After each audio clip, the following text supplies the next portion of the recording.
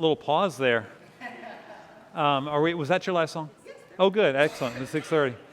Good. Never cut the band off. That's one of the first rules of being a pastor. Is it? Yeah. Mostly because they've got more mics than you. That's the... welcome, everybody. If you're from another congregation, I know we've got some friends from other United Methodist churches and perhaps other locations here. And I just want to say welcome and thanks for being here. If you don't know me, my name's Tom Berlin. I'm the lead pastor here at Floris United Methodist Church. We've had 4 worship services today. It's been another great Sunday here at Floris. And so this was going to end by 8 o'clock. It's not going to end much later than 8 o'clock. But it's really a pleasure to be with you. We're going to be talking about the General Conference, the 2019 General Conference. We're still going to have some friends joining us and walking in late. I'm standing here because we're on live stream tonight. I want to welcome everybody who's joining us via our live stream.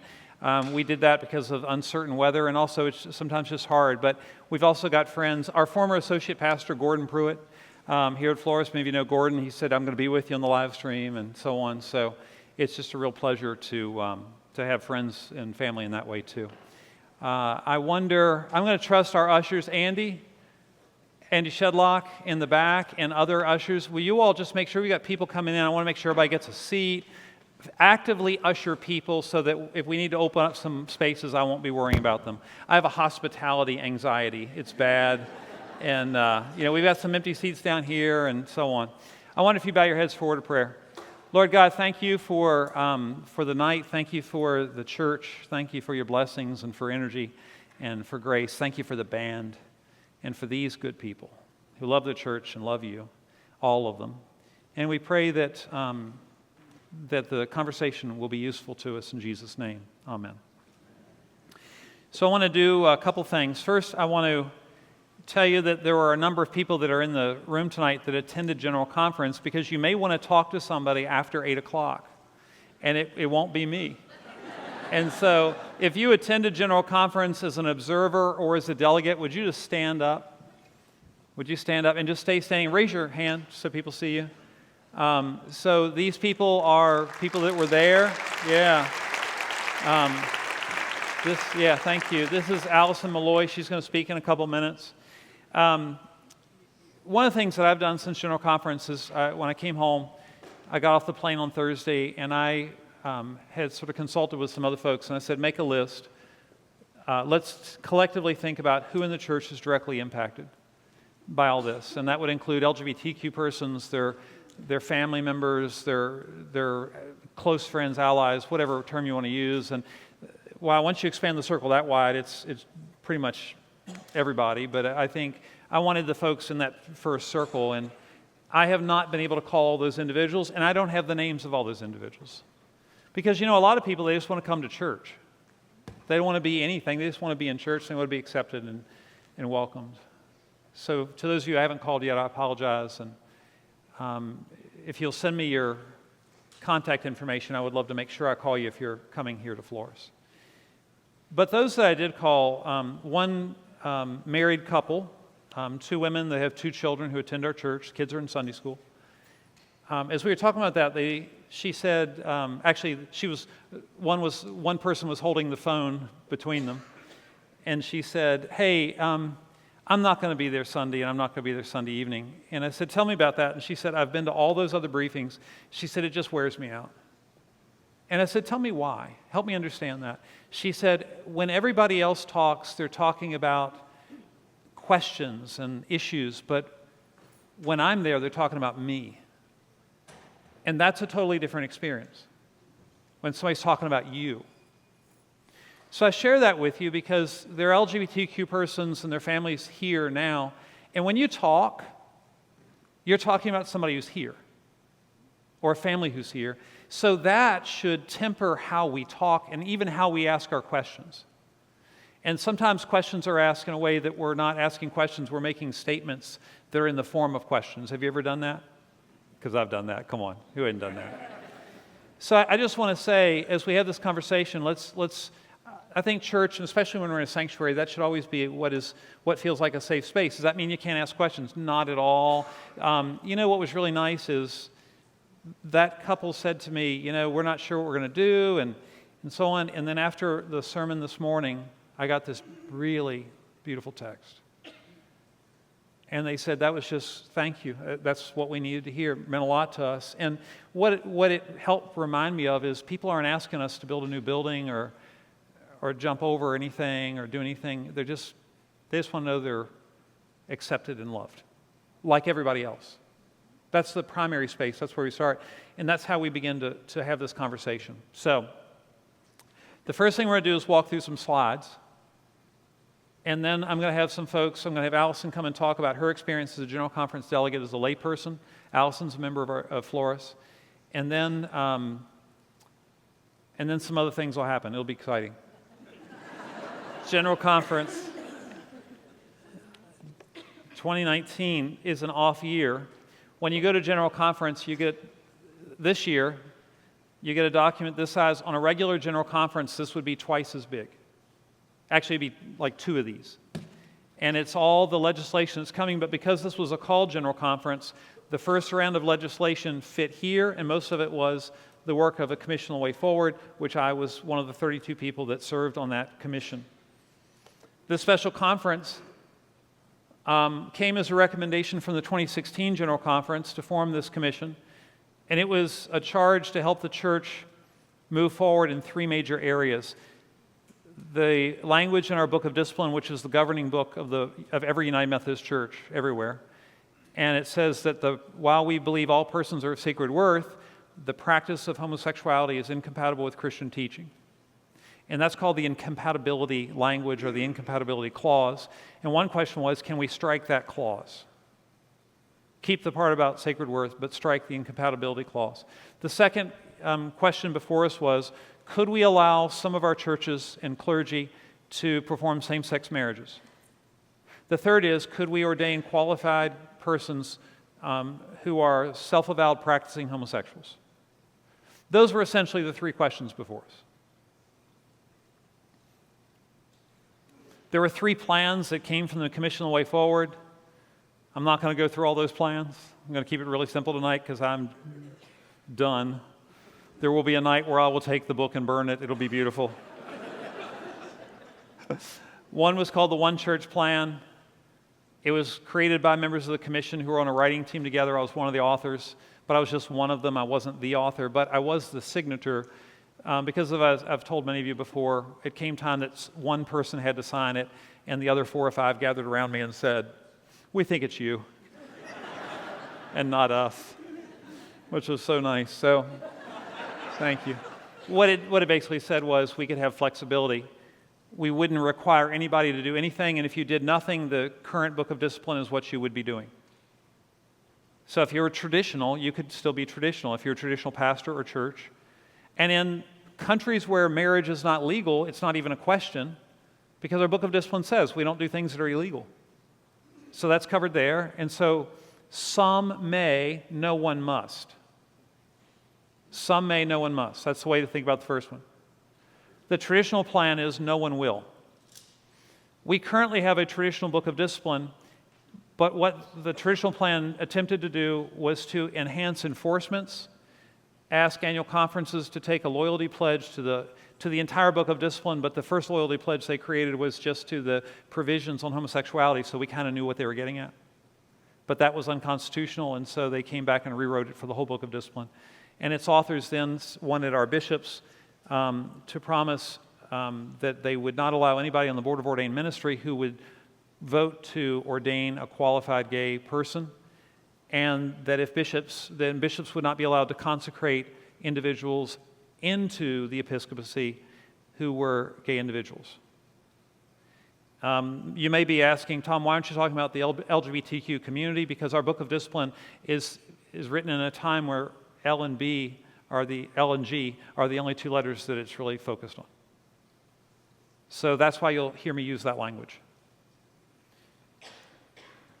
The Connectional Conference Plan divided the church into 3 units.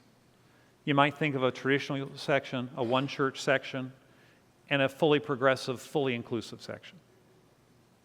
So those were the 3 plans that came from the commission. A bunch of other people gave other plans. One person submitted a plan to dissolve the entire denomination. Because that is actually, once we got to General Conference, like, maybe so. Let people reshuffle, resort, I can do that. What is the General Conference? Just so, in case you're not familiar. The General Conference is the only body that can speak officially for the United Methodist Church. Thankfully, it meets once every 4 years. I always say this is our advantage over Presbyterians. This is why we are smarter, demonstratively smarter than Presbyterians, because they have a meeting like this every 2 years. And you should not do that to yourself. That's not emotionally healthy. That's not good.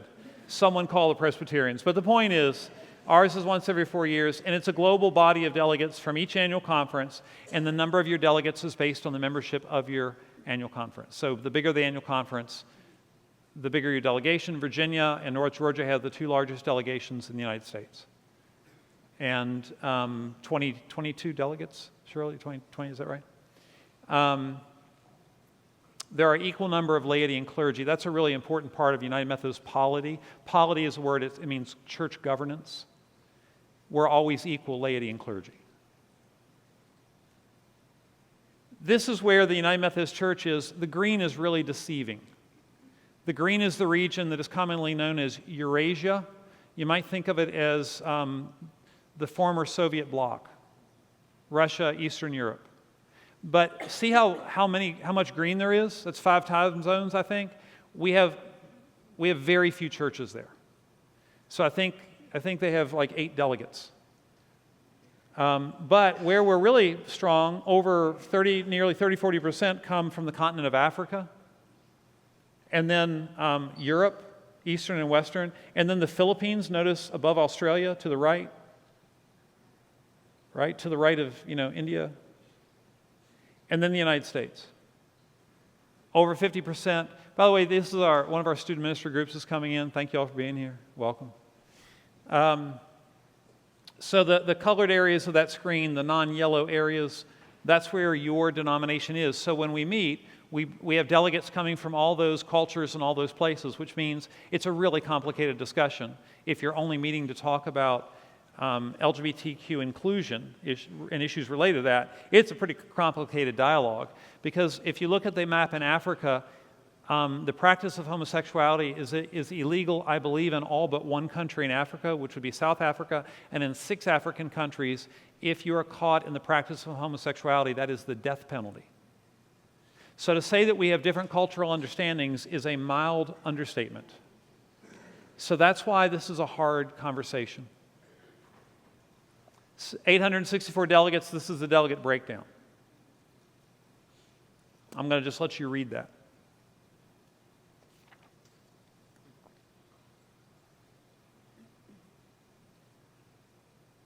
So the first day of the General Conference was to create legislative priorities.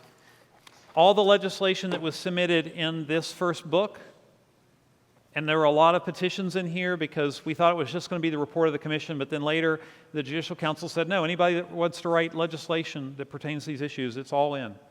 And that made the book a lot thicker with petitions that are back here.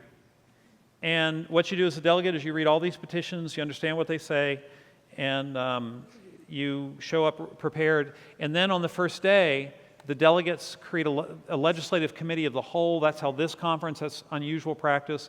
But because we were only talking about one set of questions, that was really logical. It was a good thing. And then they said, of all the petitions that are in here, which ones are your priorities? Because the next day, we were only going to have so much time. So the priorities that the delegates created together were first around the pension fund. Westpath is our pension group. Here's what's really important. If the United Methodist Church breaks up, we have to make sure that we cover our unfunded pension liability, which I would truly love to talk to you about for 30 minutes because I think it's so interesting, but I'm not going to do that. Even if you catch me at 8 o'clock, I will not do that. But by creating it as the first priority, what we said to our retired clergy who are very vulnerable is you really matter to us, and no matter what happens, we all agree we have to take care of you. It also said to our active clergy who are not as knowledgeable about how their pension fund work, you're fully vested. And if you decide to leave, we can fix that plan and you will have what you have. So you're going to be okay. And to churches who want to leave, if you decide to do that, we can calculate how much you need to give us to cover the unfunded pension liability that's really your liability. And if that is a little bit confusing, don't worry about it. What we did in the number one is we said, we're going to take care of our retirees. Number two, the conference said the traditional plan will be our second priority. That told me, as somebody who signed the One Church plan, that the One Church plan was not going to win. I knew that on day 2 in the morning. But you work and work and work. Number 3, they wanted to look at some disaffiliation petitions. There was one disaffiliation. Here's something you should know. In the United Methodist Church, we have what's called a trust clause. It comes out of the Anglican Church of the 16 and 1700s. It's very old. And when John Wesley, an Anglican priest, began to create Methodist preaching houses, he grabbed the trust clause from his tradition, the Anglican tradition, and he inserted it into all the Methodist deeds of that property. And what it meant was, if you all have a preaching house that's a Methodist preaching house, because you're not a church, you're a renewal group, but you sure act like a church, but that's a different story. If you all decide to up and leave, the preaching house is still ours, because you hold the preaching house in trust for the Methodist movement. Now, you all know about this, you've heard about this in the local news, because the Anglican churches, the Episcopal churches in our area had a division. They have the exact same trust clause, and in Virginia it held. So the Falls Church Episcopal had to, the bulk of their congregation walked out of a historic building where George Washington worshiped, and they are now refurbing a building inside the Beltway that's the new Falls Church. And the Episcopal Church placed a new Episcopal priest in the old Falls Church, and that individual's been rebuilding that congregation. Why did that happen?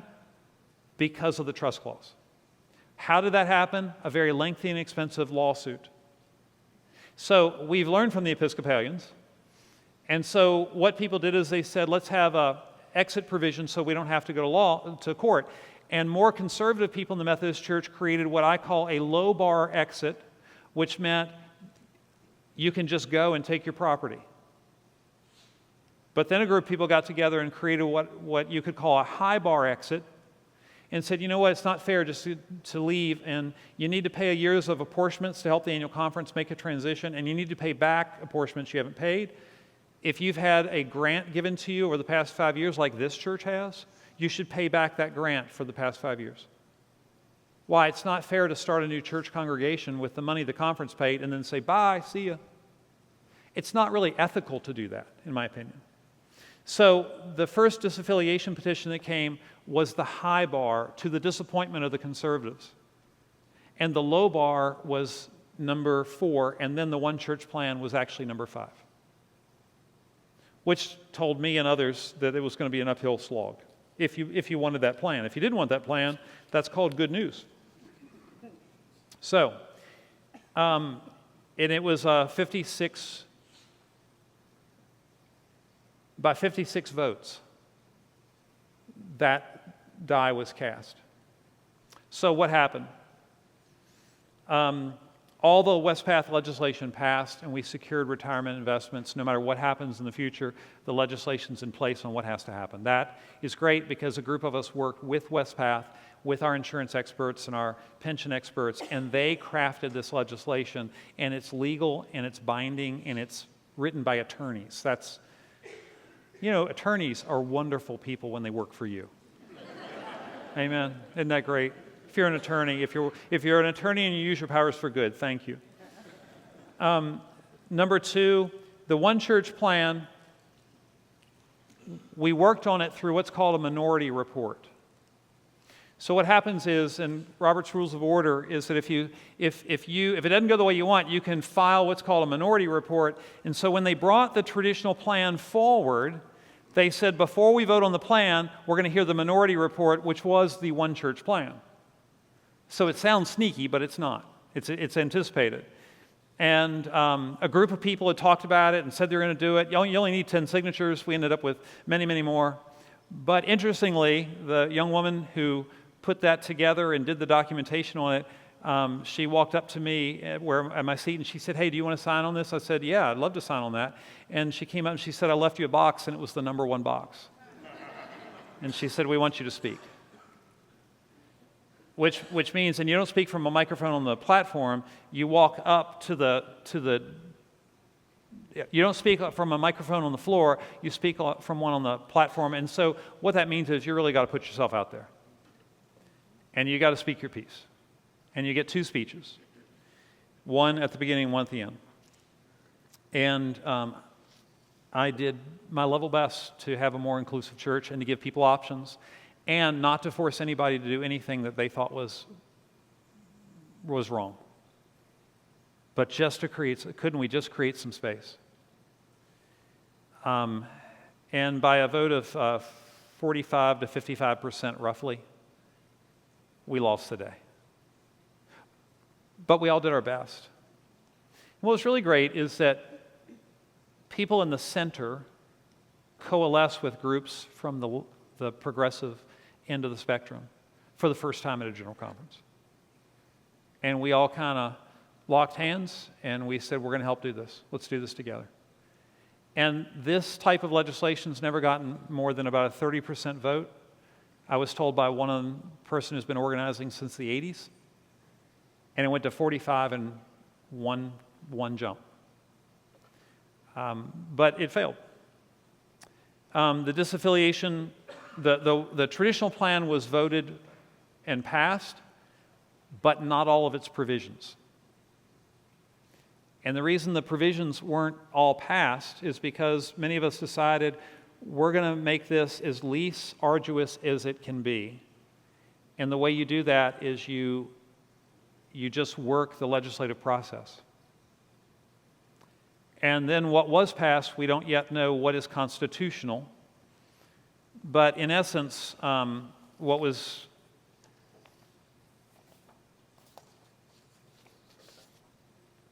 what I do know is it clarified the definition of homosexuality, because when some bishops have been in collusion with people that who have been ordained, and they said, well, the person is not self-avowed practicing. And there truly has been collusion, and it just frustrates more traditional people, and it's understandable why. So they just defined it very in a long definition. The other thing they did is that they said bishops can no longer consecrate other bishops if they're individuals who are homosexuals. They also added an amendment about the composition of the Board of Ordained Ministry to uphold the Book of Discipline, but previously that was ruled unconstitutional, and because it was not perfected, wasn't changed, it's probably going to be unconstitutional again. So there are a number of provisions to this, and I'm not going to go through the whole list. The list is here, and if you'd like to see a list, you're welcome to. But basically what it does is it takes our current Book of Discipline and puts in definitions and rules. So one is if a pastor would do a same-sex marriage, in our current Book of Discipline, you would enter into what's called a just resolution process with your bishop, and bishops who are looking the other way would say, you have to take one day off and you have to go to the beach and put your feet up. You know, I mean, it really has been collusion. I'm making light of it, but I want to say the frustrations of traditional people are fair.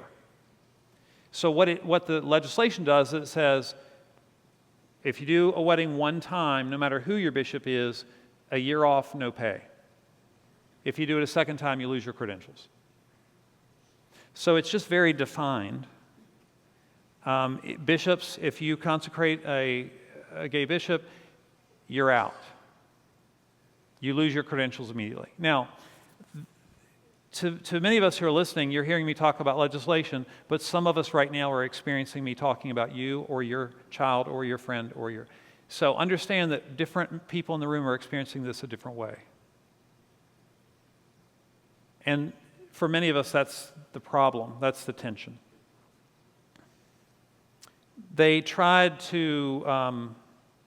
that high bar disaffiliation legislation that drove more traditional people crazy because it's high bar, and they would like to leave and take everything and not think about the denomination that they're leaving behind.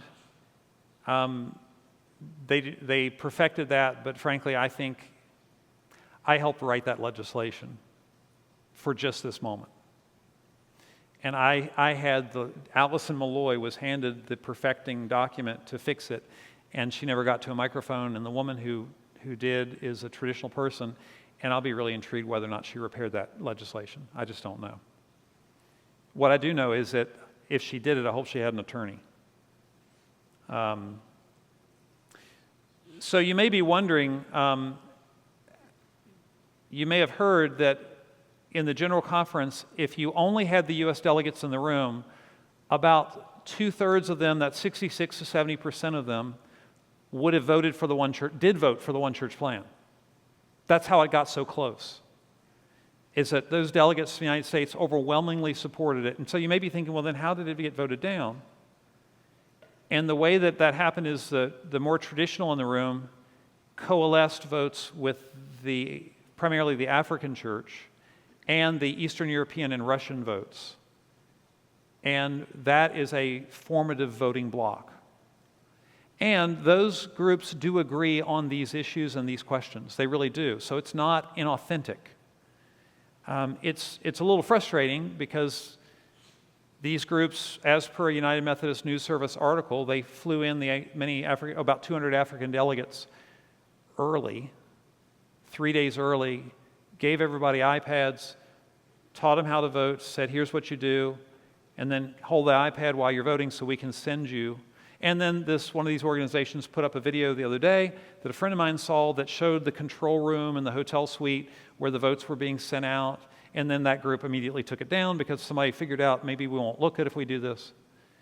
And so I must admit feeling a little bit of frustration about that, because when we did work in Africa for the past 21 years, it never occurred to me to say, you need to vote my way on this, because that would have been unethical. And so but everybody doesn't see it the same way, and I get that. Some people wouldn't call it ethical, they'd call it being political. And so there's some tension there with different groups, and they found some of my remarks during my speech to be ugly and unkind. I don't believe that they can base that in fact, but I do understand that it's a tense situation. That's just people, and it's hard. So that's that. What do we not know yet? Well, this is what we know. We know the West Pass went through. We know, this is what I should have been using. The traditional church plan petitions, many went through and many did not. And the disaffiliations, the Taylor provision went through and it was corrected, but we don't know if it was properly corrected. And so on April 23rd to 25th, we have what's called a judicial council. It's sort of like a Supreme Court, though not, but it has that function. It'll meet on those days, and it'll just take everything that was passed, and it'll say, that is against our Constitution, so it doesn't pass, but this does. And so we really won't know anything, but nothing goes into effect until January 1st, 2020. So we do know that. What's changed in my local church? If your local church follows the Book of Discipline, there are really no significant changes. If you're not doing a marriage, a same-sex marriage, if you don't have marriage equity now, nothing changed. In our annual conference, to my knowledge, I don't know of any self-avowed practicing homosexual person who's been ordained. Therefore, nothing's really changed. But something changed. And I think the person who best captured what changed is Adam Hamilton, in a speech he made from the floor in which he thanked traditional groups that did all that political work, because he said people are speaking out now in ways that I've never seen. And I just have to tell you, since Thursday afternoon, I've never had as many of you walk up to me and say, I have a gay child, I have a transgendered brother, I have this, I have that, I have that. And part of what changed at General Conference for many people that are in the center is many of those people said, you know what?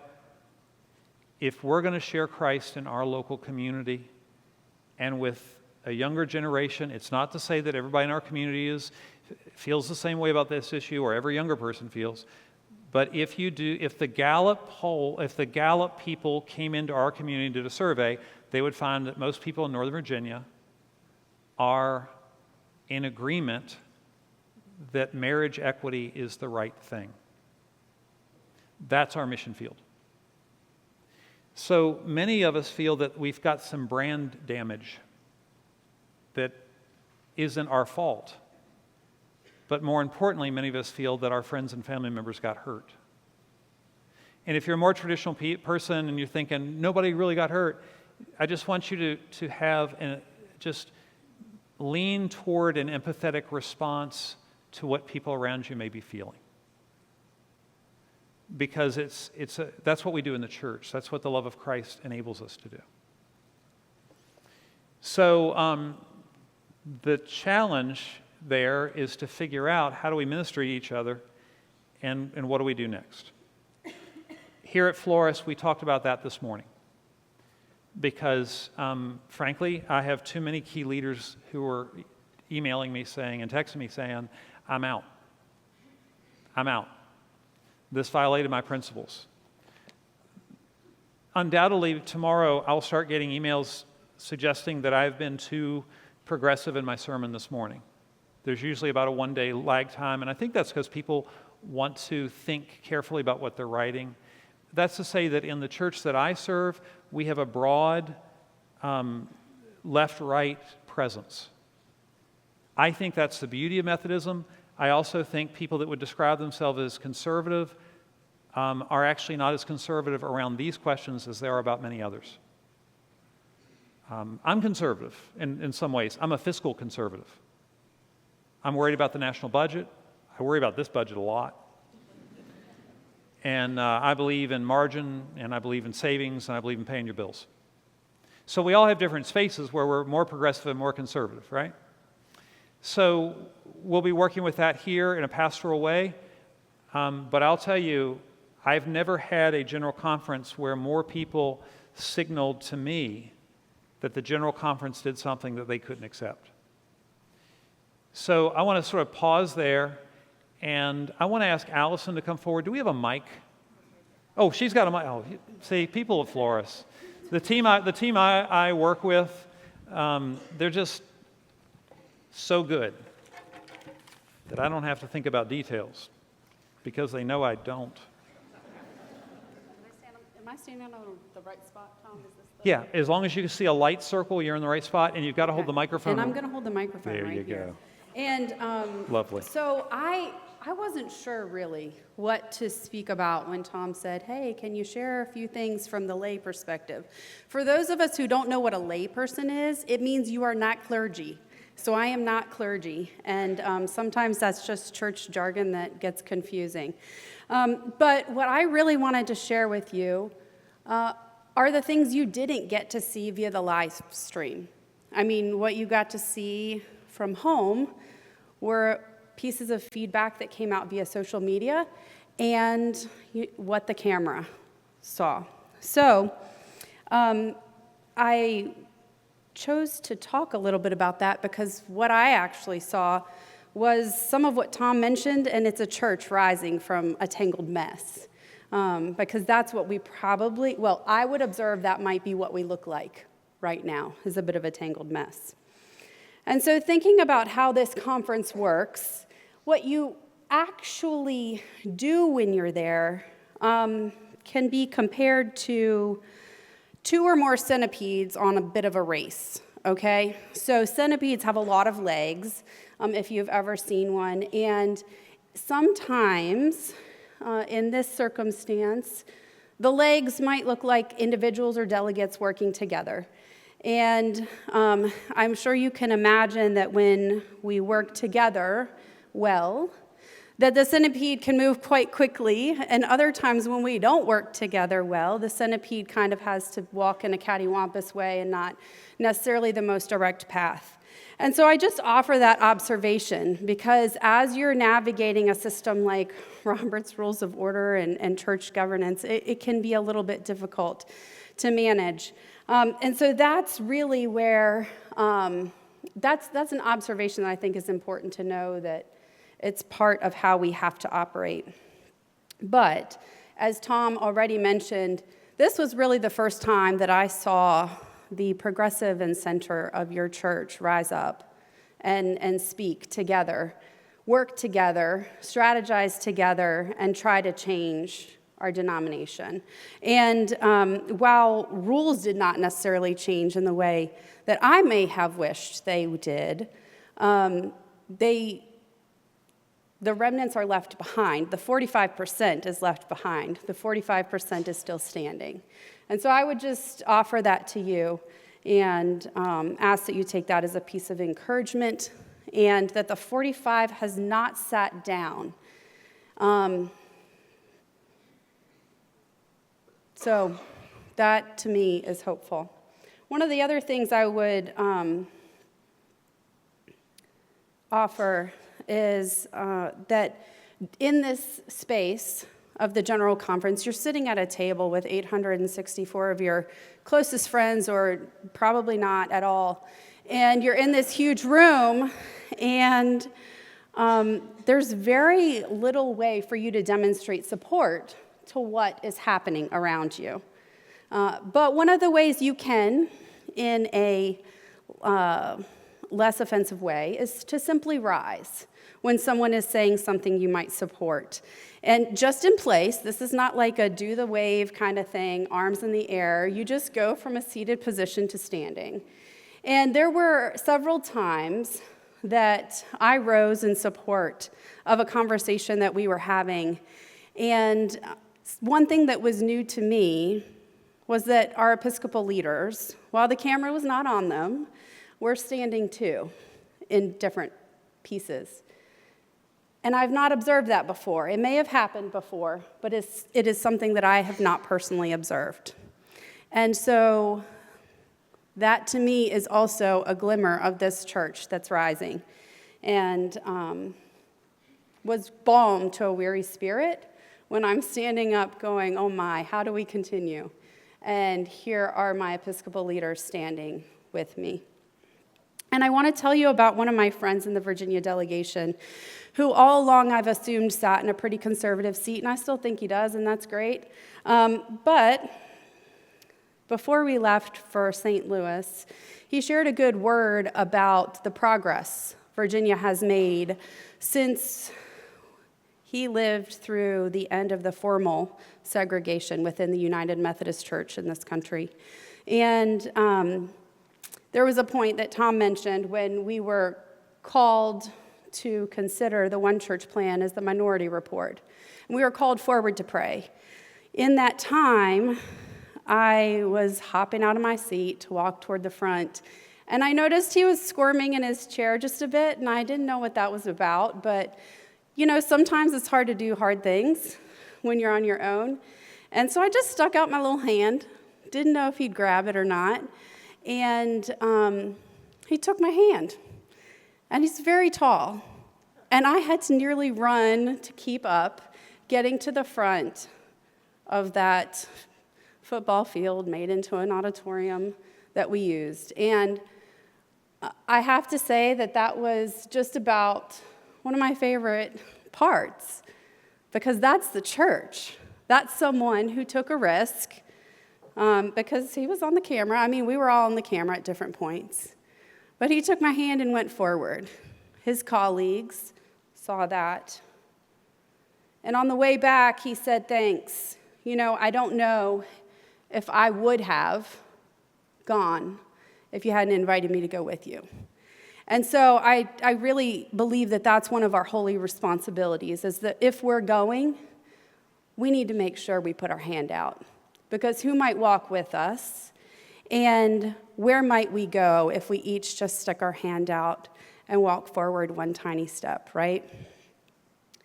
At the end of the day, I know that none of us can be the church on our own. And I had the pleasure of spending this weekend with our Conference Council on Youth Ministries young people as they reviewed their Youth Service Fund grants.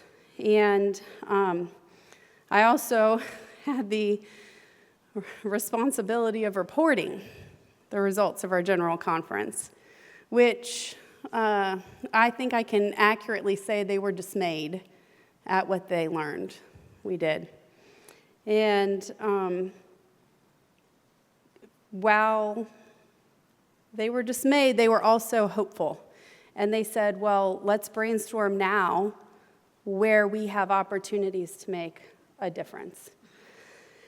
And so as they were brainstorming their ideas to be their change agents, they said, one of them popped up to me and said, hey, and this kid's gay, by the way. He said, Allison, I just have this really strong feeling that perhaps God is not finished with us yet. And I said, who's us? Tell me who this us is. And he said, the church, our church. And so perhaps God is not finished with us yet. So I guess this is my prayer. And ultimately, I think it's God's promise for us too. God is not finished with us yet. God is not finished with me, not finished with Tom, not finished with CCYM, thanks be to God, not finished with Floris, our 3 restoration sites, the Virginia Conference, or the United Methodist Church. And I think I better just keep my eyes peeled to see what my next faithful step will be toward justice.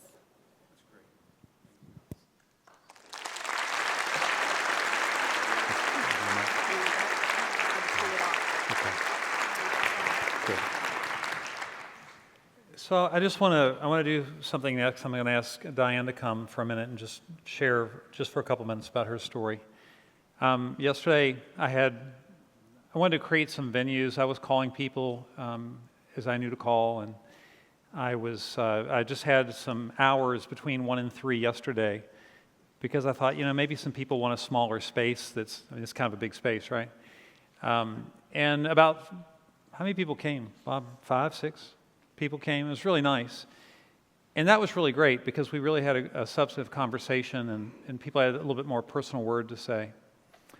I'm just curious, in the room, I want to, if you're willing, and you don't have to do this if you don't want to, but I want to identify, because I'm going to ask Diane to come forward, and this will be the first time she's really had this conversation, and I asked her if she would, and she made a phone call to make sure it was okay that she do this, but I'm wondering, how many of you are experiencing this as a personal matter in this way?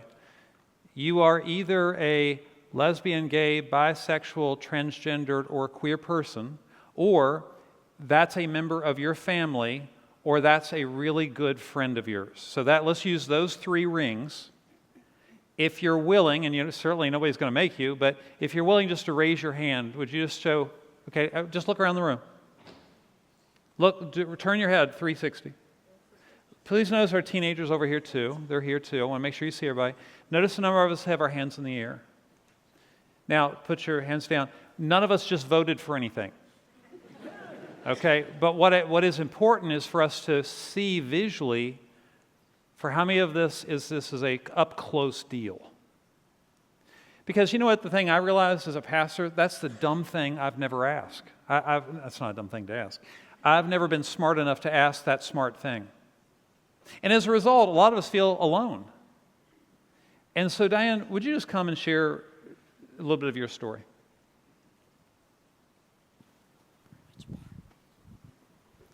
Hi, I think I know several of you here. My name is Diane Nolting, and this is my husband, George Walter. We have one daughter. She is 20 years old. She's a junior in college right now. And when she was a sophomore in high school, she came out to us as being bisexual. As every good mother does, I had been monitoring her texts because once you give them an electronic device, you tell them when they're 11 or 12, you're going to be monitoring their device, and you just don't mention it again, which is what we did. So, can I just say, we've got a whole bunch of teenagers over there, and you're giving them intel. oh, cover your ears. Yeah, well, don't share. We only have like 2 secrets from you guys, and I'd rather those not get out, all right? And she just blew one of them, so. Oh, but the other secret is we love you. And we pay attention to what's going on because we want to make sure you don't fall off the road, that you can't get back on the road, right? So we're seeing all this fly by, and we pretty much just ignore it. But we need to know what's going on, and we just ignore it. So I kind of knew this was coming. And she was struggling to tell us because she thought we would throw her out of the house. And I couldn't figure out where in the heck she got that from, because that's just not the way my husband and I are. So she finally told us, and she told us because actually one of the ladies, the girls she had been confirmed with, who went to this church, she'd been texting her, and she said, you need to tell your parents, you need to tell your parents. And both of these kids have kind of fallen away from the church. That's saying something, that they maintain that connection. So she told us, and it was hard, because that's not what we want for our child, right? It's not, we want her to get married to a man and have children and be what we look like, right? And so that was hard to hear, and there's a period of grieving, and sometimes we still go through that. And then 30 minutes later, it's like, did you get your homework done? Because we wanted her to know that life was normal, that we cared about her, this was home, and we were going to get through it. So we went through high school. We had our normal butting of heads because she's stubborn. Don't know where she got that from. Probably Mom. She went off to college. She struggled with that. She's been up and down in relationships. But she is so happy now. And we have a good relationship. We actually called her tonight, and we asked her if we could share the story because we haven't been public with it in church. Our close friends all know. Most of my family knows. Some of the older generation does not, because we chose not to go there. And she's very loved and accepted. And I asked her how she felt about being here, because she has been very involved in the music program here, even though her faith has been kind of, she's not, I would say, in the Christian mindset right now with her faith. But she still comes here, and she will play the trumpet in the band, and she did that for 4 years, I guess, maybe 5. And she actually came and played at Christmas time when she was a freshman in college, which was kind of amazing to me. But she did that because she felt welcomed here. Now, she had problems with him. Specifically. Yeah, specifically. But because she wanted him to take a stand and say, LGBTQ is included. And when I saw what happened with General Conference, I was really sad, but I was also hopeful because it was very clear that there were folks that were not comfortable with being inclusive, but there were a lot of people that were. And I wanted to see the One Church plan pass because it was something that would allow each congregation to do what was right for them. And we could move forward in terms of doing God's work and reaching the people that need to be reached, the poor, the hungry, the sick, the people that really need help, instead of focusing upon one another's sexuality. I know there's people that don't feel that way. They feel it's a sin. I want to focus on other pieces of the ministry that I think are more important, and that's why we had supported the One Church plan.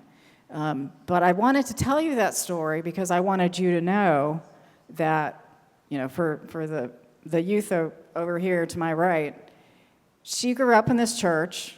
She was confirmed here. She's questioning her faith now. I'm not sure where it is, and I'm not sure I want to ask right now.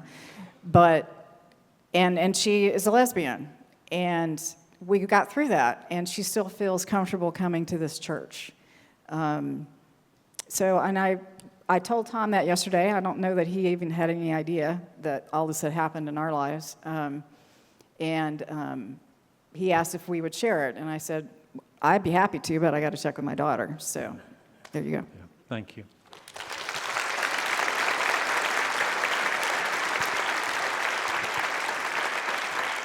So, thank you all for doing that. I mean, part of the reason I asked Diane to do that is A, I knew she would, as long as it was in keeping with your daughter's wishes. But I've just been amazed since Thursday how many conversations like that one I've been having.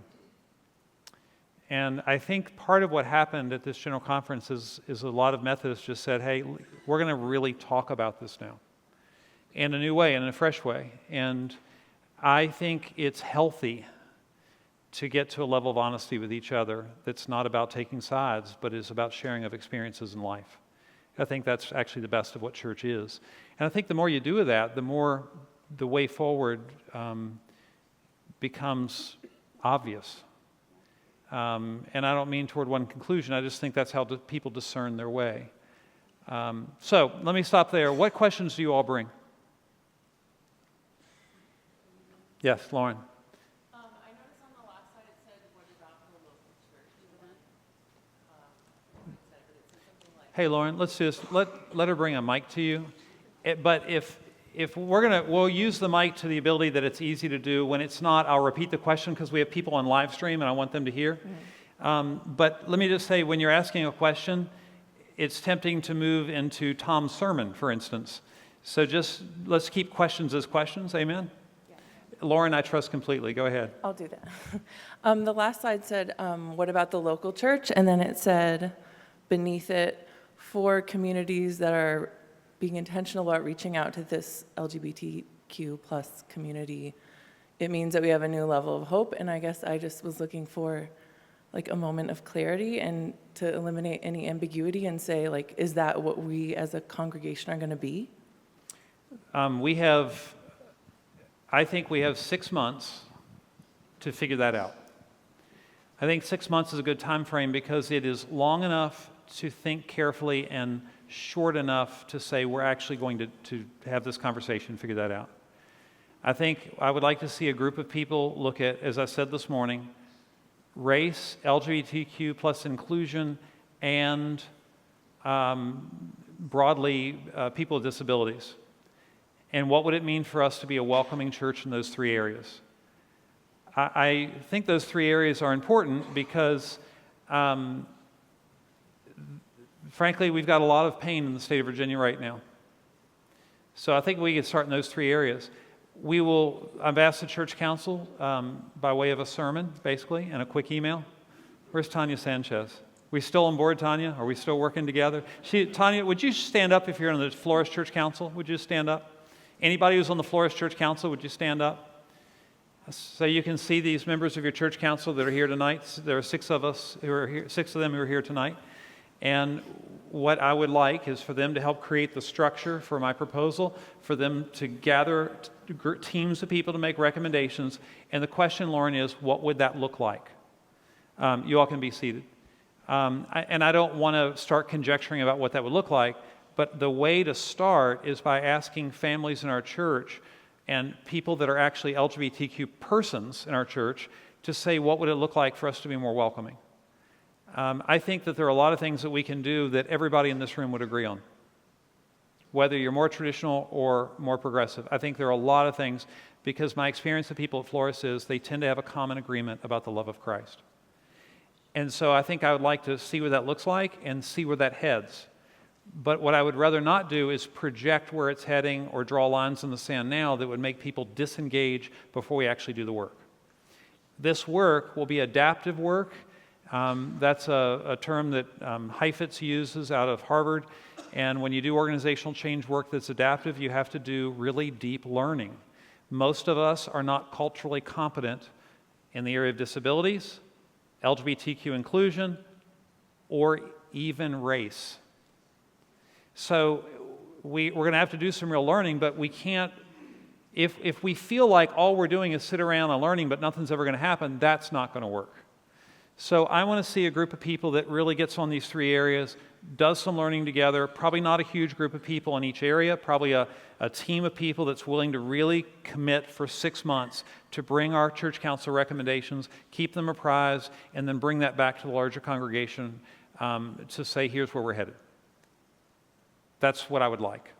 The church council just heard that for the first time at that level of detail. But in my defense, I just got off a plane on Thursday, so that's not bad, right?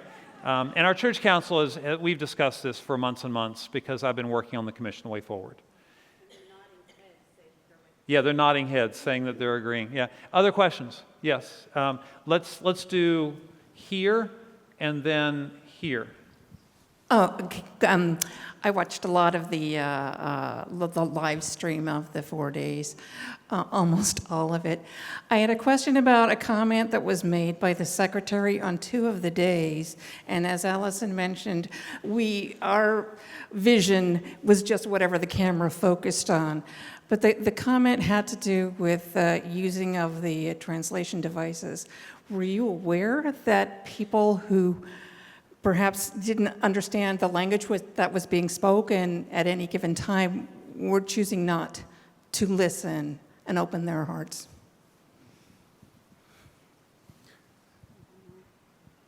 Do you I want? don't know if I'm on. Yeah, okay. I can answer or you can. Yes, I was. Okay.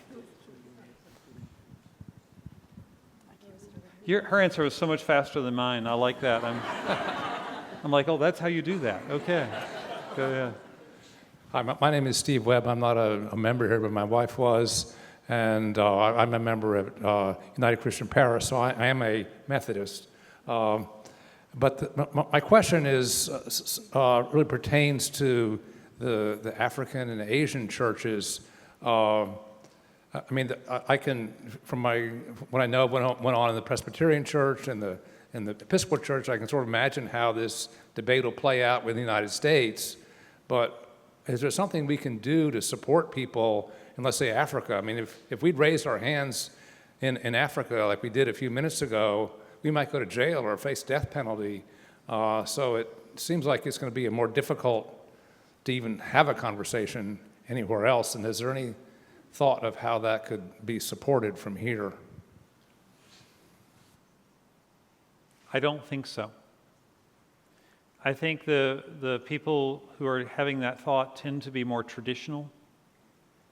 And so it is, one of the things that's really hard in the United Methodist Church is cultural competency. So when we go to Africa here, we do a lot of work in Sierra Leone. If you're not from Floris, that's something you should know about us. We have a coalition of churches we have a nonprofit organization called Helping Children Worldwide. We have a hospital there, and we support over 600 children with education and medical care and foster care settings and other services. Whenever we send a team over there, we do training on cultural competency. We train people, hey, you're going to Africa, it's not Herndon. And it's not Richmond, and it's not Texas. It's Africa, it's Sierra Leone, and it's West Africa. It's one country. It's not the whole of Africa. We just do all this training. But what I said to a leader in Africa at the end of General Conference is, what I observe is that no one is doing any training for your delegates about our culture. And our culture matters too, and we're choosing to be in a global relationship together, but it doesn't feel like our side of the relationship is being thought of broadly. But Steve, you raise a really good point. African delegates, and when I spoke the Minority Report, I addressed this. I said, I know you're afraid that you're going to go home and somebody's going to think you voted for a plan that they're going to associate with a practice that they can't accept, and you may get hurt. Well, that's a fear that heterosexuals in America don't have to carry. It is a fear that homosexual people and LGBTQ plus people have to carry. But it's not one that most heterosexuals have to carry. And it does put us in a very different place, which speaks to the difficulty of the conversation. Okay. Friends, we've got so many hands up. I don't know if I'll be able to. I'm going to tell you what I'm going to do. Would those of you with microphones figure out who's going to talk next and be fair? Whatever that means when 20 hands go up. I don't know what that means, but I'm too tired to be fair myself. Go ahead. Hi, my name is Naveen Alexander. I've been a member of this church for about 13 years now. To say that I'm a little conservative is putting it lightly. Naveen, hold this up. Speak a little bit more slowly. I will. I'm sorry for that. No, you're great. So I am more right-leaning than left, more, I would say, conservative than progressive. But at the same time, I have one question, what transpired at the conference and about our service today as well. Did the topic ever come out as, why are we judging? Isn't that in the Bible that we should not judge? Isn't that taking a vote like this and choosing not to, judging against a group of people, how is that right? Was that discussion ever considered? Oh, absolutely. That was said many times. Naveen, what I would say to that is the Bible is discussed a lot at General Conference. The difficulty is the interpretation of the Bible varies. And my experience of my life is that I often talk about things in the Bible that work to my advantage. So if I do a certain thing, then I find scripture that makes me feel better about whatever it is I'm doing. And if I'm not doing a certain thing, I tend to say, well, that thing doesn't matter. But I know that I do that, and I can tell you that other people do too. So the most common example of that is many people are uncomfortable with the practice of homosexuality, but they're very comfortable with being married multiple times. Jesus actually spoke about being married multiple times, but he never spoke about homosexuality. So if Jesus is sort of the gold standard because he is the full revelation of God in the flesh, and when we interpret Scripture, we don't interpret the gospel with a higher level than we interpret the rest of it, but we do have to we've noticed that.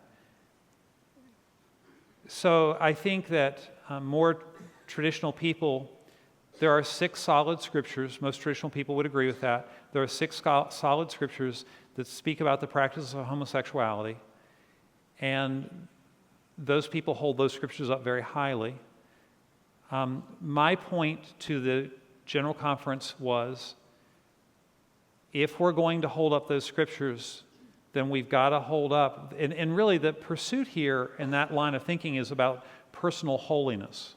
Holiness is when you're trying to live a holy life, a good, not perfect in the sense of not getting anything wrong, but a godly life. Then what I said to people is, hey, if that's true, our pastors should never do remarriage services unless it was in the case of adultery. And those who do should lose their credentials.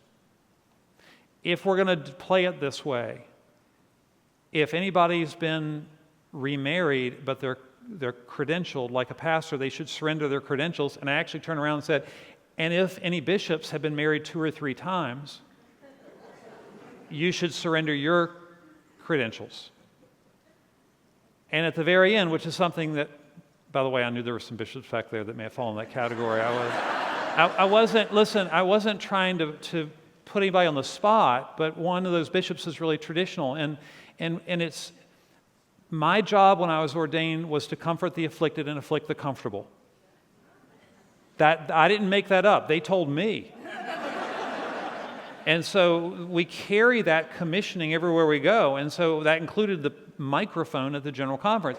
But I turned and said that, and what I said at the very end that some did not hear me say apparently, but it's on the tape, was, I don't think that's the church you want to live in. This is your point. I don't think you want to live in that church. Now, does that mean everything goes? Of course not. But back to the couple I spoke about earlier, the 2 women, legally married, raising 2 kids in our church already. Best moms, fantastic moms. Best moms? Maybe not. Who's the best mom? Is the best mom here tonight? We could have a contest about best momming. But I can tell you this thing, those 2 women, I've sat in their living room, have a very lovely relationship and love their kids deeply.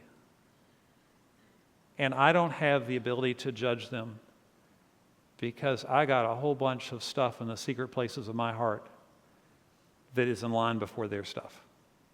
Now, I bet they've got some secret stuff too. So I think that's your question, and that's a long answer. Somebody else handle a microphone. We've got a microphone here. There's some other people have their hands up. So Tom, just want to say from the standpoint of me and my family, we just want to thank you for... Can we stop a second? Please. When people leave, let's not assume they're protesting. Amen? Right, because that's what you're thinking. I know this couple, and they've got a baby, a little child, and they got to put them to bed. So let's just make that assumption about each other. If somebody leaves, it's because they got to get somewhere. All right, can we all live in that covenant of grace? Good. Okay, go ahead. I'm slightly offended. Well, they do it to me every Sunday, pal. So. First and foremost, I know I said it this morning, but from my family, thank you for the work that you've done. Not just Not just this week, but the last 2-3 years. Yeah, thank you. But don't do that. Sit down, sit down. Thank you.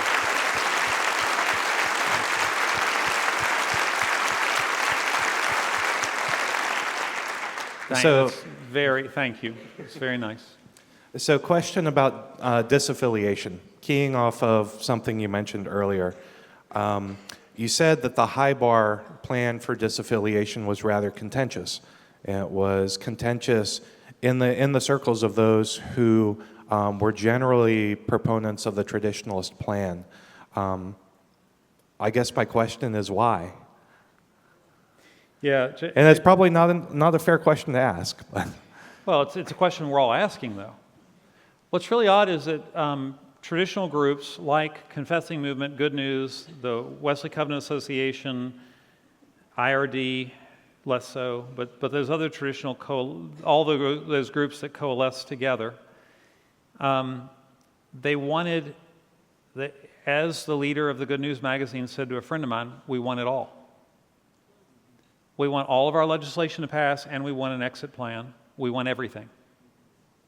And we're going to take everything because we've already counted the votes and it's going to happen. And by golly, he was right. He was rock solid. Now, if you don't want people to think ill of you, you probably shouldn't stand out in the middle of a hotel lobby and say that out loud. But he said it to more than one person. And so this was very well thought through. And what many of us can't figure out is, if you get the traditional plan you want, why do you also need a way to leave? That just feels odd to me. And so the answer is, I don't know. And I've thought a lot about it. But what they wanted was not the high bar exit, but the low bar, so that they could walk if they wanted to, take the property and not have to pay anything out. It just feels odd to get that and your plan too, if you already know you've counted the votes and you know you've got it by 55%. So what did you say? Will they pay off our debt? Yeah, I don't think that's going to happen, no. But, Jane, here's something you should know. The debt transfers too. See, the conference doesn't just own the asset, they own the debt. They own the liability.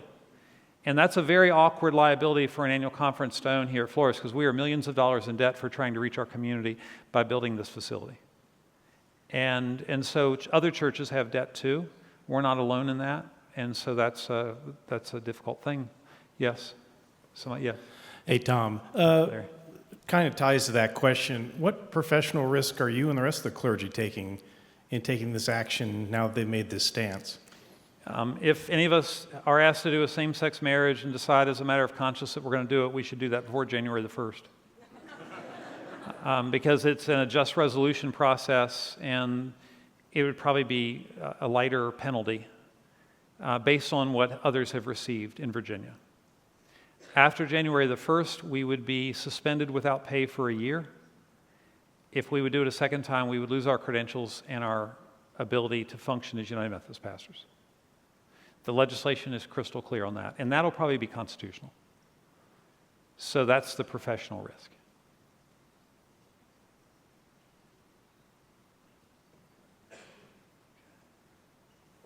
One over here.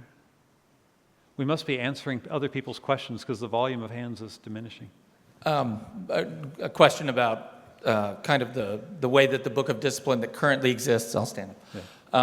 Yeah. It's always been a bit challenging to read the inconsistent with Christian teaching or with the Word of God kind of language. And my sister is gay, and when we said we were going to become Methodist 20 years ago, she said, very interesting, we're never coming to church with you. Because the Methodist, the word on the street about Methodists is that they have this line in their Book of Discipline, and that their desire is to be a group that ostracizes or that identifies groups that don't belong or that are not part of the people of God. And it took a long time, and a few years ago, through a lot of action, they came to church and they loved the message. They understood the inclusion aspect of this church, but I think in a lot of ways the church has been kicking the can down the street for years, never really dealing with this issue. And the fact that, I don't know whether the conservative side called the question here, or whether it was the more progressive side that said, look, this language is bad. Somebody thought, a block thought that this was bad enough that it had to be dealt with either in one direction or the other, or in a more progressive way. But it is disturbing that, that after so many years, all of a sudden, Hey, Dan, we've had, yeah. zero in on that question. Okay. And I appreciate you very much. No, okay, sure. But I just want I kind of asked, we've known this has been coming for a long time, Right. and what is the, in a lot of ways, I'm curious about why this has taken so long, or what has happened in the past That's a great that led question. to this. Okay. Yeah, that's a great question. I don't think the phrase kicking the can down the road is a correct phrase, because that implies people don't want to deal with it. What you have had is active disagreement. And the people who keep bringing it back up are the more progressive people who are saying those sentences need to change because of the exact situation you described with your sister. And so the reason that we do this every 4 years, and sometimes in between, is because there are many United Methodists who find the current stance unacceptable.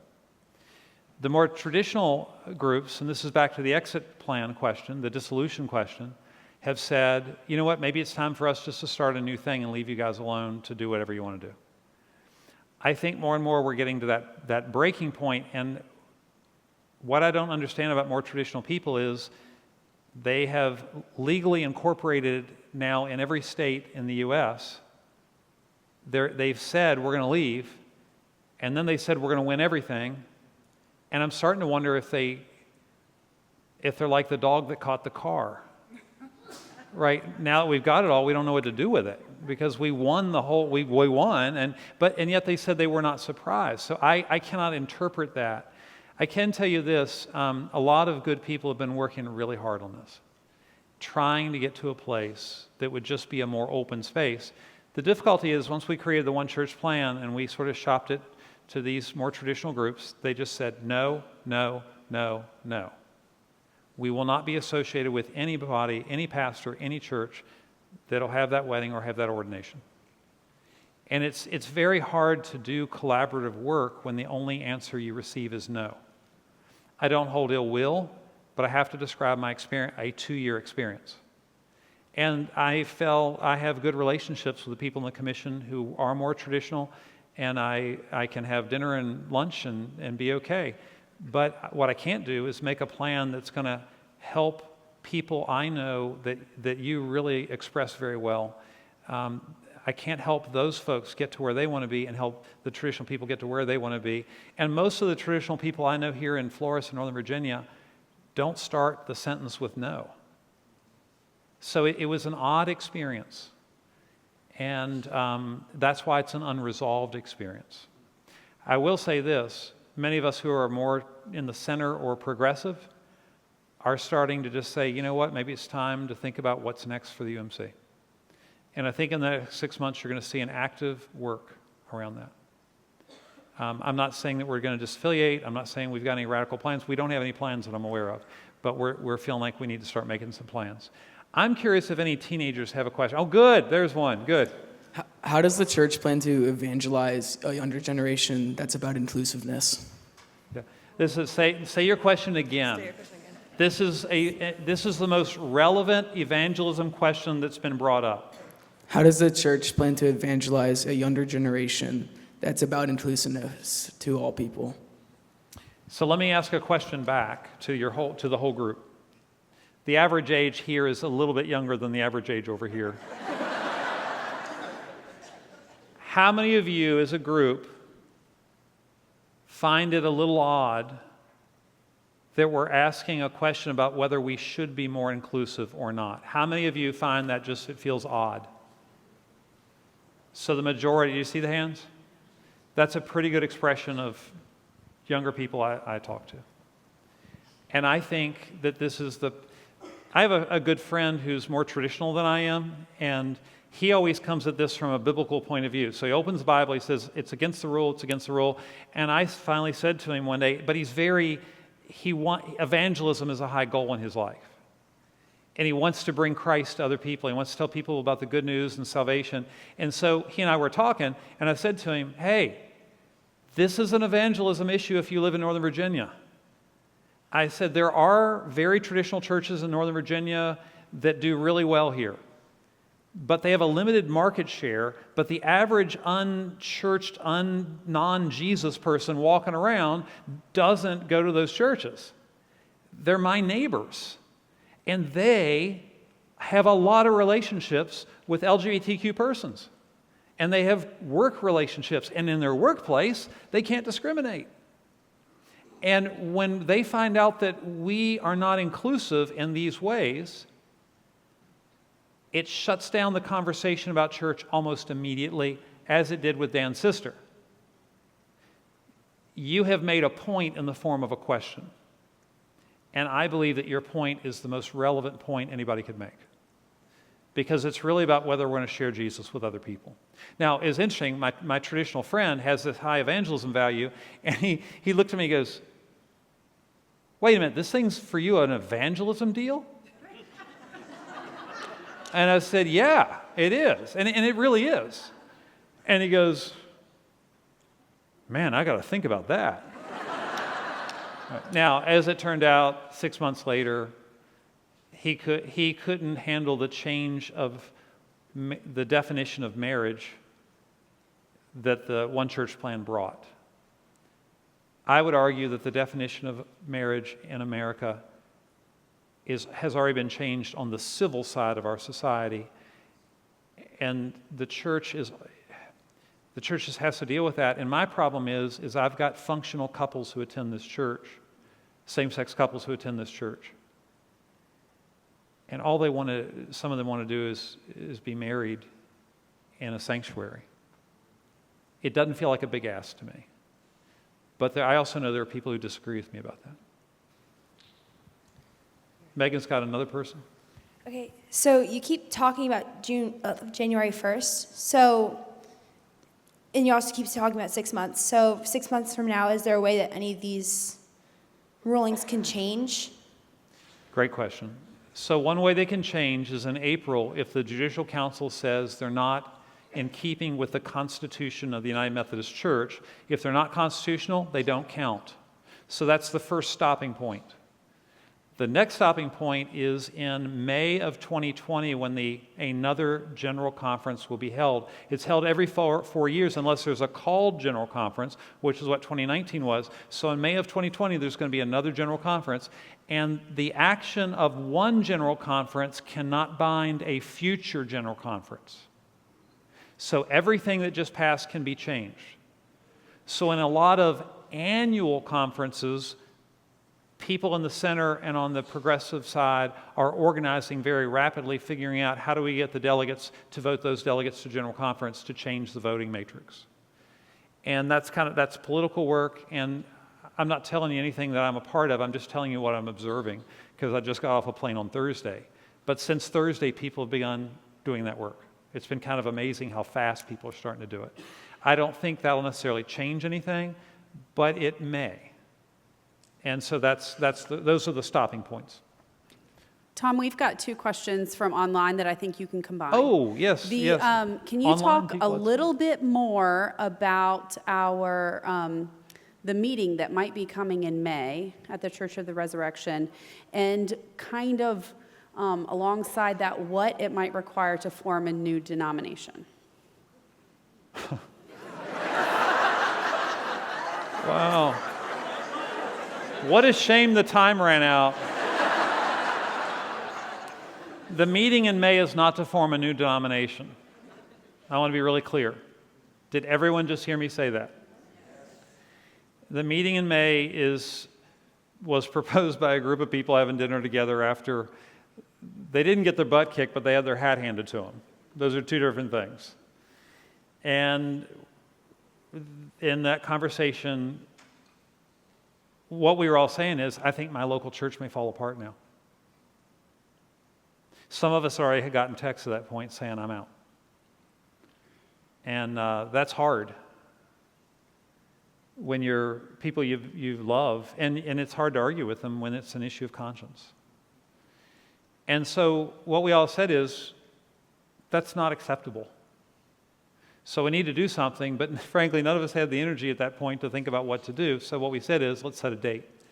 One of the people in that conversation was Adam Hamilton. He serves the largest United Methodist Church of Resurrection in Leawood, Kansas.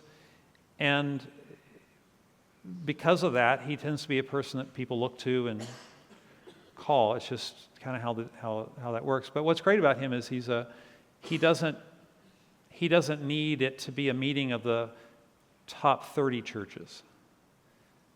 So I'm a friend of his.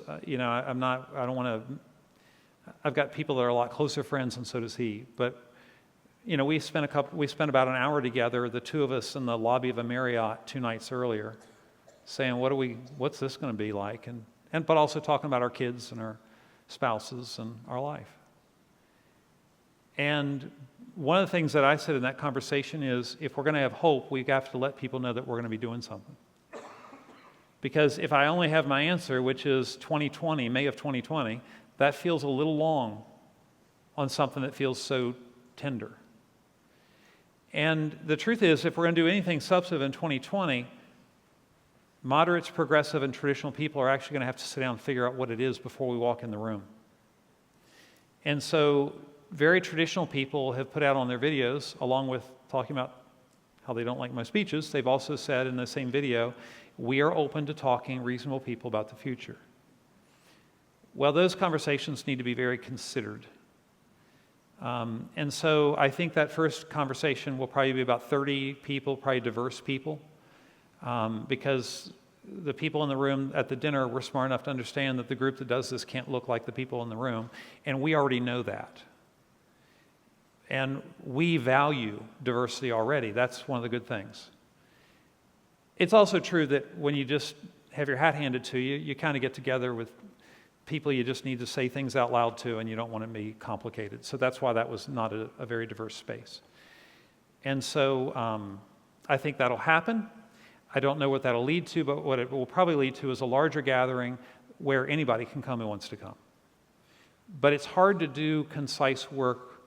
The commission, the way forward, was 32 people, and I do not know how you would do this work with any more than that. Anybody that's done anything organizationally, you know the difficulty.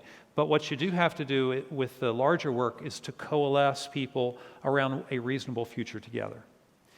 But what I want you to hear is that I think that there are a lot of people in leadership, and over the past 2 days, I've spoken to laity, clergy, and bishops in multiple jurisdictions. And everybody's saying the same thing: we've got to figure something out. And it can't look like this. Do I have hope? Not an abundant amount. Do I have despair? No. No, it's unbecoming of people who believe in the resurrection to have despair. Does that mean getting my way? No. It does mean there's got to be a future better than the present. So that's where I think that is. How do you form a new denomination? Carefully. I'll say to that question on the live stream, one of the things that many of us have talked about is what the United Methodist Church really needs is a constitutional convention. It needs to rewrite the entire Constitution, which was written in the 1950s, and maybe even earlier. I mean, the Constitution dates longer. Rob, do you know when the Constitution? But it's the structure we've got isn't designed for the decade we're moving into. It's just not.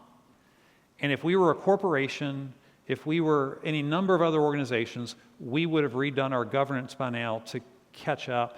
And the reason that we're so stuck, to Dan's point, is that's a part of the problem. And part of that is we need to give places like Africa greater freedom to function as Africans want to function, so that they don't have to deal with a bunch of American stuff, and we can still keep our connectivity, but you can imagine how complicated all that gets.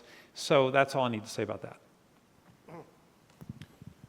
Tom, I'd like to begin by piggybacking on Jason's statement. I think the way in which you have comported yourself these past couple of days, these past couple of very stressful days, has been a very inspiring, good lesson in Christianity. You've shown contentment in very difficult circumstances, and all of us in this room are blessed by that example. Thank you. Thank you. Paul, before you go on, can I tell you a story? Sure. Paul knows me and my wife Karen, and before I left for General Conference, literally, I'm like, like you're at the laundry room door walking toward your car, and she grabs me and she goes, "Hey." I said, "What?" She goes, "You need to be nice." and I went into, "What do you mean?" I said, "I'm always nice." She goes, "You need to be nice." And she said it not once, but 3 times. Right. So when we got into the General Conference, we're around these big round tables, and Shirley Kaufman is sitting here. She was sitting at my table, and I just wrote, I took a piece. I hit a certain point where I wasn't feeling good, and I wasn't comporting myself well, Paul. And so I just took out a sheet of paper, and I wrote, "Be nice," and I stuck it. And so there's like, Thomas Berlin, be nice. So please continue. Thank you. Well, we'll give thanks for Karen as well. Tom, President Kennedy famously said, "Ask not what your country can do for you, but what you can do for your country." And we are the church. We are not a shareholder-owned organization. We're not a social club. We're not a country club. What do you need from us? What do you need from the people in the church, not only on this issue, but more broadly in the days and weeks ahead? Wow, Paul, it's just the best. Yeah.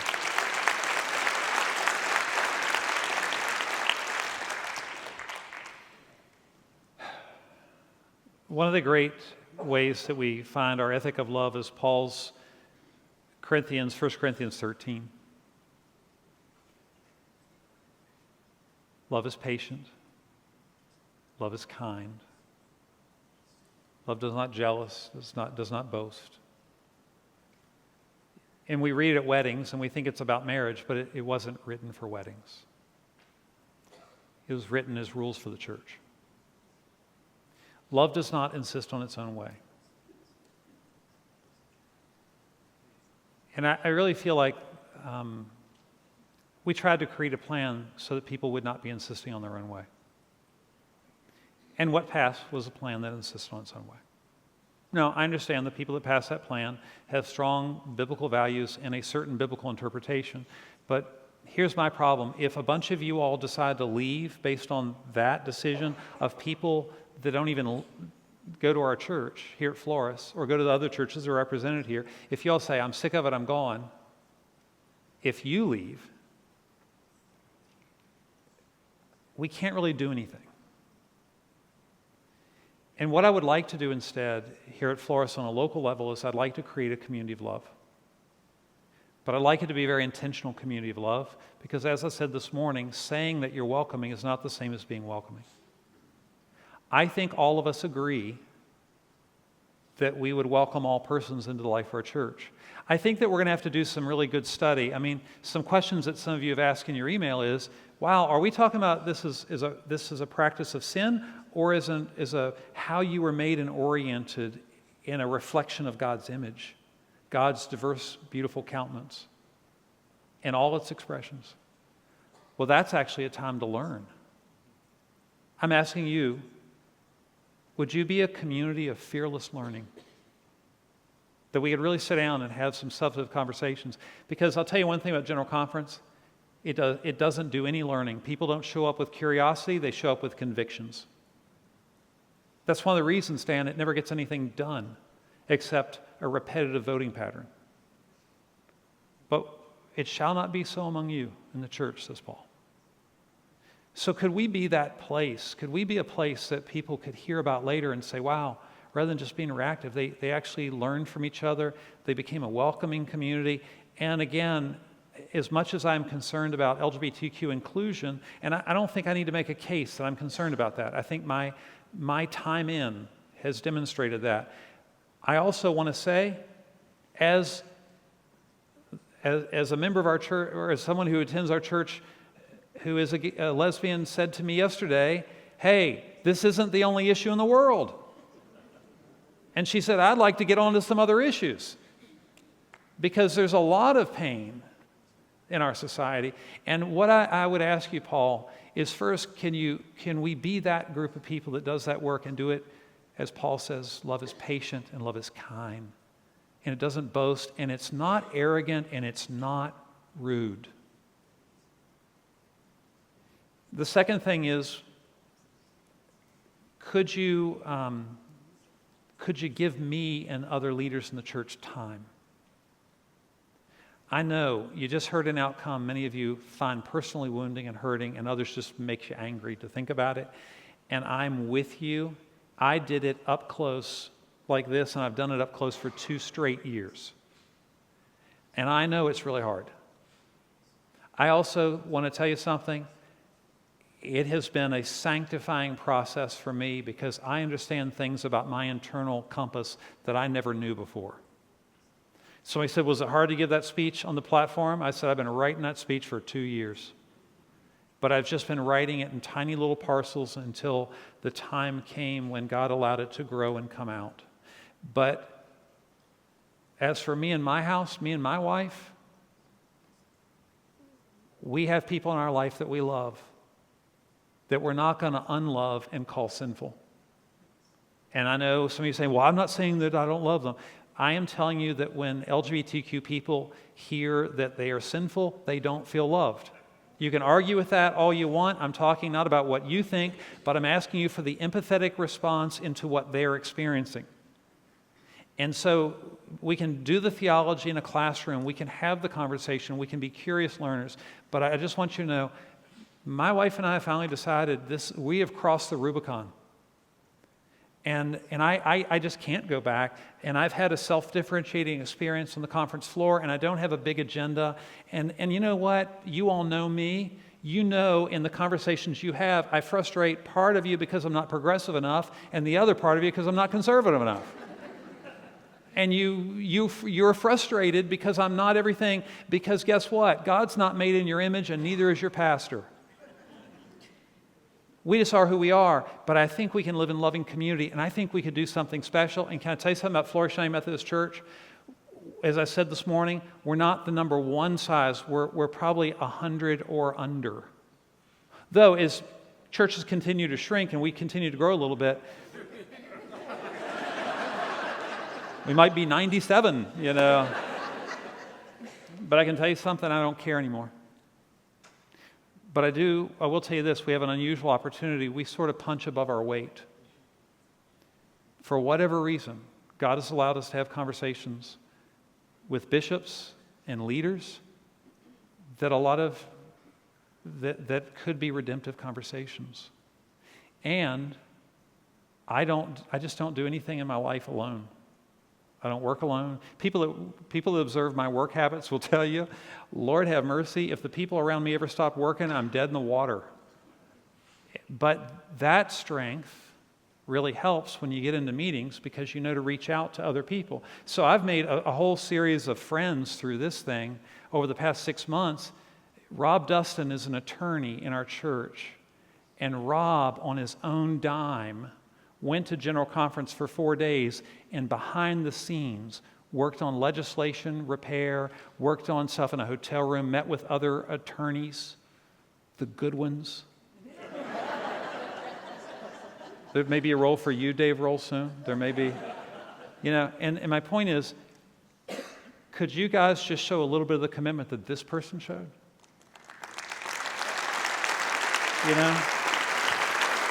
And our associate pastors and lay people that I identified earlier, they went up into the stands and they stayed for 3 straight days on unpadded chairs because they just cared about the church. They loved the church. Could you have that level of commitment? Where not that you fly to St. Louis, but just that you hang in there. And Lauren, to your thing, we owe it to the group of people that's leaving right now because they've got to catch rides to go home. We owe it to that generation to figure this thing out. And if we don't do this work, they're going to leave this church after they graduate from high school and they're never coming back because I've got 4 of them right now. And one of the main reasons our kids don't go to church is this issue. And that's pretty personal to me. It's also because they like bicycle riding and brunch, but that's another, I don't want to lay it all on the feet of inclusion. So I'm going to take 2 more hands, and it's the 2 hands I'm going to take 3 questions so that we can be fully inclusive. And it's here, here, and there was a woman somewhere. I saw a female hand go up right here. But if you guys need to leave, I'm okay with that. Let's go this one. Oh, sorry. Oh, no, take hers first. It doesn't matter the order. Hello. I'm Hey, Carrie. uncomfortable asking this question, and I don't want to put you on the spot, but I know a pastor who says we can talk about hard things in church. So can you talk? Oh, it's always good to start by quoting the person. Yeah, I hear you. I do that kind of business too, Kate. Yeah. Can you talk a little about the Virginia Annual Conference and kind of our relationship with that? And Oh, yeah. Delegates being picked seems really important, and like, what's that all about? And We have a great relationship in the Virginia Annual Conference with laity and clergy alike. I love being in the Virginia Annual Conference. We are, because we have the the congregation here at Floris is a snapshot of the Virginia Annual Conference. We have people on the right, we have people on the left. You all know Virginia. You've got all God's children in Virginia, amen? But the great thing about Virginia is they suffer from niceness. They tend not to be conflict-oriented. They tend not to be mean. Not 100%. But what's really great is we work together, I think, really, really well. I don't know too many clergy in the Virginia Annual Conference. I can't pick up a phone call and they're going to answer, or that can't call me. And it's not about church size or about gender or about anything else. I think we work together pretty well on the whole. I think we're kind of an example. And what happened is there's a closed Facebook group of clergy and maybe some laity too, I don't know. And they started with, like 100 people in it, and it went to 250 in 3 days. I mean, it just keeps growing. And they call the group, what's the group? Methodist for a New Way. A new thing. Methodist for a new thing. That's a fairly undefined group, wouldn't you agree? Yeah, so I think that we're the Virginia Conference. I think a lot of people are going to be working together. It's grassroots. I'm not leading it. I don't know anybody who is leading it. I just think they're coalescing in different parts of the state. But I think eventually they will sort of think through how do we work together. And I don't know anything more than that, but I got off the plane Thursday. Yes, Marty. It's a long way from what Northern Virginia looked like in the 70s and 80s when I grew up here to where we are today in terms of inclusiveness. I remember the epithets, that the name calling, all of the bullying that went on for kids in high school who were, dared to be LGBTQ in any way, shape, or form, or even just may have been a little effeminate. And man, you were nailed down for that. Agreed. So here we are today, how many years later? 40, 50 years later, and there's been this massive cultural shift and of inclusiveness.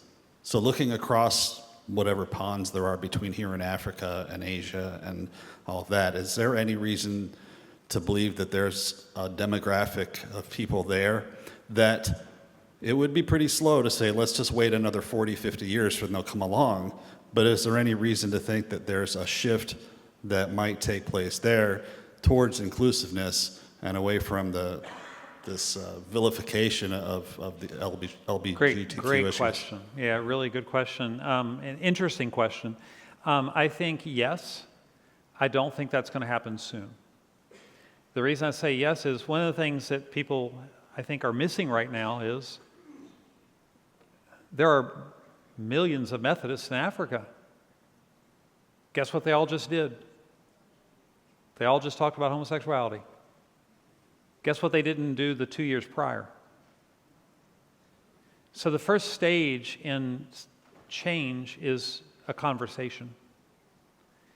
Did they have the best conversation? Did they have the first But younger Africans, it's a little bit like our culture. Younger Africans are more open than older Africans on the whole. Different countries have different variants. All younger Africans are not open to a new way of thinking about that. But the point is, the seeds of change are planted one by one. It's also true that the most active lobbying that happens in the continent of Africa happens from very traditional groups of all denominations, and that's been going on for 30 years, to grow the number of it's after 8, I need to choose my words really carefully, to reinforce a more traditional view. Richard.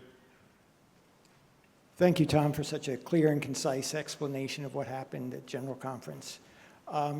This has been a hugely divisive issue in the Methodist Church for 40 years. I mean, it began in the early 70s and it continues to today. Has any thought been given to creating two huge conferences, a conference for the national United States and a conference for the international people?